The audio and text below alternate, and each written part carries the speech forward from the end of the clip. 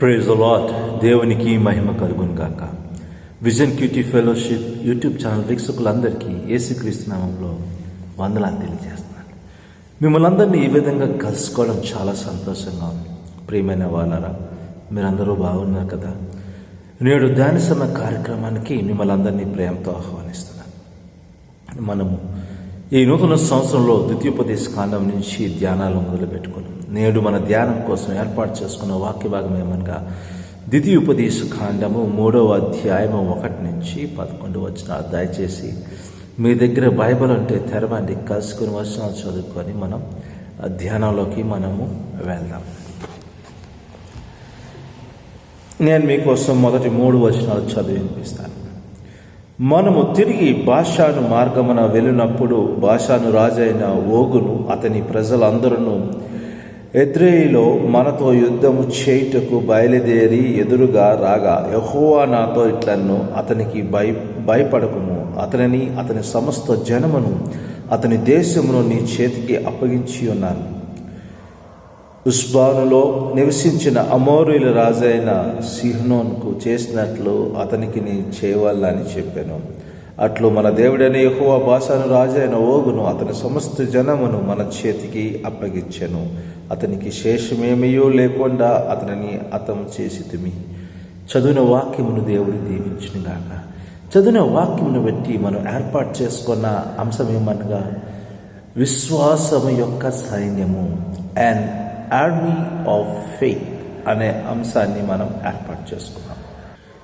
ఈ వాక్య భాగము బాగా చదివిన తర్వాత సారాంశాన్ని మనం గమనించినట్లయితే, ఇశ్రాయేలీయులు హెష్బోను ఏ విధంగా జయించారో, యోర్దాను నది దాటడానికి ఉత్తరం వైపుకి వారు వెళ్ళారు కదండి.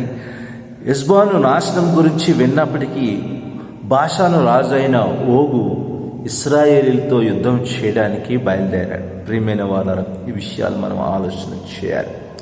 ఆయన హెష్బోను ఏ విధంగా ఇశ్రాయేలు జయించారో విన్నాడు, కానీ ఆయన ఏమాత్రము లెక్క చేయకుండా ఇశ్రాయేలుతో యుద్ధం చేయడానికి ఆయన ముందుకు వచ్చాడు. ఎందుకంటే ఆయన ఒక పెద్ద బలశాలి, ఆయన ఒక భారీ సైన్యము కలిగి ఉన్నట్లుగా కూడా మనము చూడగలుగుతున్నాం. హెష్బోను నాశనం చేయడంలో దేవుడు తను ప్రదర్శించిన శక్తిని ఇశ్రాయేలీలకి గుర్తు చేశారు, గుర్తు చేయడం జరిగింది. మరియు బాషాను రాజైన ఓగు కూడా అలాగే ఏ విధంగా అయితే దేవుడు హెష్బోను రాజుకు చేశాడో అదే విధంగా చేయబోతున్నాడు అనే విషయాన్ని ఈ వాక్యంలో మనం చదవగలుగుతున్నాం. బాషాను కూడా ఇశ్రాయేలీల ద్వారా దేవుని చేతిలో నాశనము చేయబడింది. ప్రియమైన వారు, ఎప్పుడైతే దేవుని మీద ఆధారపడతాం, దేవుడు మన తరపున యుద్ధం చేస్తాడు అనే విషయాన్ని మరొకసారి ఈ వాక్య భాగం మనకు గుర్తు చేస్తుంది. ఈ విధంగా యోర్దాను నది తూర్పు వైపు జయించబడింది మరియు ఇశ్రాయేలీయులు కానాన్లో ప్రవేశించడానికి వారు ఇంకా సిద్ధంగా ఉన్నట్లుగా ఈ వాక్య భాగ సారాంశంలో మనం చూడగలుగుతున్నాం. ఈ వాక్య భాగము మనం లోతుగా ధ్యానం చేసినప్పుడు మన దేవుని గురించిన గొప్ప సత్యాలు గ్రహించడానికి వీలు కలుగుతుంది. 2వ వచనం, దేవుడు వాగ్దానాలు ఎన్నో ఉన్నాయి, ఆయన మన కోసం చేశాడు కదండి. మరియు అదే సమయంలో దేవుడు కూడా కొన్ని ఆజ్ఞలు, ఆదేశాలు మనకి దేవుడు ఇచ్చాడు. విషయాన్ని మనం ఆలోచించాలి. దేవుడు బాషాను రాజ్యాన్ని ఇశ్రాయేలీలకు ఇస్తానని వాగ్దానం చేశాడు కదండి. ఈ విషయాన్ని మనం ఆలోచించాలి. కానీ యుద్ధం చేయాలని కూడా ఇశ్రాయేలీలకి దేవుడు ఆజ్ఞ ఇచ్చాడు. ఈ విషయాన్ని మనం గమనించాలి. ప్రియమైన వారు, దేవుడు వాగ్దానం చేశాడు, కానీ మన బాధ్యత ఏంటంటే మనము ఆ యొక్క వాగ్దానాన్ని స్వతంత్రించుకోవాలి. అంటే దేవుడు చేయమన్నది, దేవుడు మనల్ని ఏ విధంగా చేయమంటే ఆ విధంగా చేయడము, మనము ఆ విషయంలో ముందుకు ఉండాలి. అది మన బాధ్యత కూడా. ప్రియమైన వాళ్ళరా, ఈరోజు వాక్య భాగం అదే గుర్తు చేస్తుంది. దేవుడు మన పక్షాన ఉన్నాడు, దేవుడు చేస్తాడు, తన వాగ్దానం నెరవేరుస్తాడు, కానీ ఆయన చెప్పినట్లుగా మనం చేయడము మన యొక్క బాధ్యత. కనుక ఈరోజు ఈ విషయాన్ని మనం ఆలోచన చేయాలి. విశ్వాసము ద్వారా దేవుడు చేసిన వాగ్దానాన్ని గెలవమని అది మనల్ని ప్రోత్సహిస్తుంది.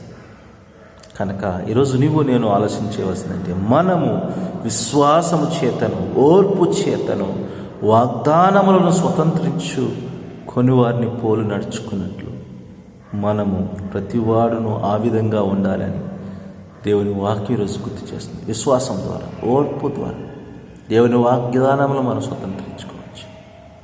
అంతేకాని మనం ఏమీ చేయకుండా, దేవుడు చెప్పినట్లు చేయకుండా మనం స్వతంత్రించుకోలేము.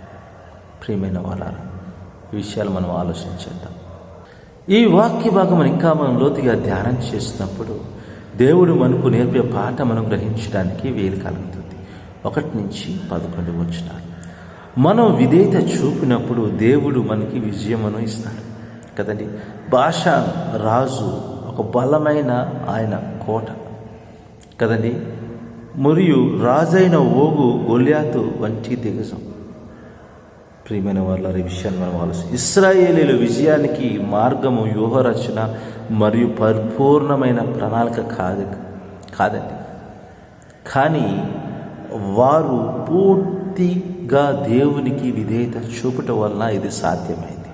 వారు దేవుని మీద ఆధారపడ్డారు, దేవుడు చెప్పినట్లు చేశారు, కనుక ఆ విజయాన్ని వారు చూడగలిగారు. ఈరోజు మనం ఆలోచన చేయాలి. దేవుని మాటలను అనుదినము పాటిస్తే దేవుడు మనకిచ్చే విజయాన్ని మనం చూడగలుగుతాం, వాటిని ఆస్వాదించగలుగుతాం. లేకపోతే మనం చూడలేము.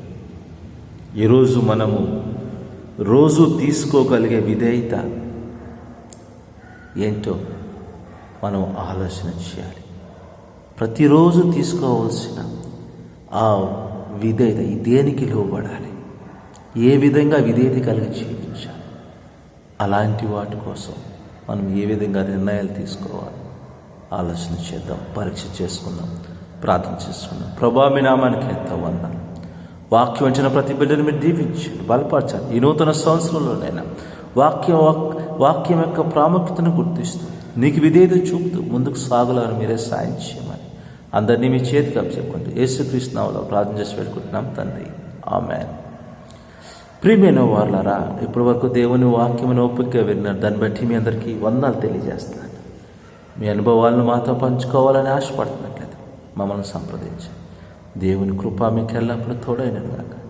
ఆమేన్.